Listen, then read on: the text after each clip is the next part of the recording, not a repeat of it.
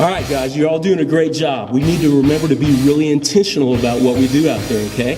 Let's make sure that we show up early so we can greet the parents when they come in the doors, and we can let them know that we're ministering to their kids, but they are just as important as the kids are, okay? During the discussion time, the Bible study time, we want to make sure that the gym is quiet as it can be, and then we want to ask for prayer requests also at the end of the night as people leave when they get their scripture cards.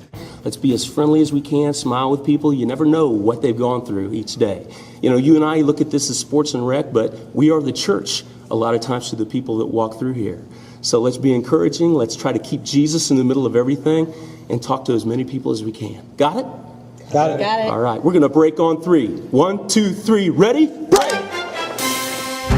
Well, good morning. My name is Rebecca Marsh, and I'm reporting to you live from the Family Life Center at Carmel United Methodist Church. And this morning, I am with 2 very important people, 2 key volunteers within our youth basketball programs here at Carmel United Methodist. First, we have Mike Reesner, as well as Ed King. So, Mike, why don't you address that for us here first? Okay. Thanks, Rebecca. The youth basketball provides a great opportunity for us to be intentional in reaching out to the local community to bring kids into the church and bring families into the church in a fun, fundamental, and faith-filled opportunity to play basketball and to learn more about the game. Great. Well, thank you so much for your service here. Well, not only did my son love the basketball league last year to learn about basketball and memorize scripture, but Michelle and I, my wife, also loved the league because we were able to invite other friends and neighbors to come to our church to, again, not only learn about basketball, but faith, sportsmanship, all those good things. It's a great way to extend the boundaries of our church family and Jesus Christ to other people in the community. All right, thank you, Ed. Mike. And next, we are here with another key volunteer in our men's basketball ministry, Ken Avancing. Tell us a little bit about the men that you work with and how the outreach of the church within the men's basketball program here at Carmel United Methodist has, impacted the men in your life. Well, Rebecca, thanks for asking.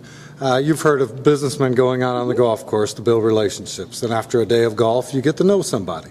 We have that same opportunity here at Carmel United Methodist Church with basketball. Been doing this for over 10 years, and we've got a great group of guys that show up, and we have a devotional halftime. So it's a Christ-centered outreach for these fellas. We form a relationship with these guys, and when they go through hard times in their lives, they have someone to share it with. And I appreciate being a part of this ministry. All right, thank you, Ken. Thank you. And next, we are here with Carrie Bressers. And Carrie, you are the director and head of our Zumba classes as well as our fitness classes here. Tell us a little bit about the ministry. First of all, how it's impacted you personally, as well as your ladies. Thank you, Rebecca. It's given me a place to go where I feel safe and I feel like my kids are very well cared for. For the ladies, it's just overwhelming how we care for our ladies. We see almost 150 participants a week, and that's 150 people that we get to pray for and support, and they actually also support our church family by helping out with kids' coats and IHN, and so we just kind of have fingers all over, and it's really helped us be the hands of God to these women and to our community. Thank you so much. Thank you. A common misconception in sports and rec ministry is that it's just all fun and games. This morning I'm with Richard Carragher. Richard, you have been a part of the sports and rec ministry as a participant as well as a volunteer. Tell us a little bit about your experience with the volleyball league. I've enjoyed this volleyball league as much as any sports activity I've ever been involved in.